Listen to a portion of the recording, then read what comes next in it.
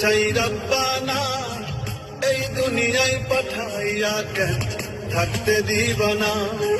ওরে ঘর দিলা, সংসার দিলা, অনন্ত বাসনা দিলা, জনম ভরে থাকতে ভাবে আয়ু দিলা না।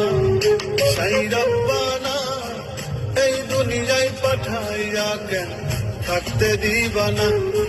সেই রব্বানা এই দুনিয়ায় পাঠাইয়া কেন থাকতে দিবানা।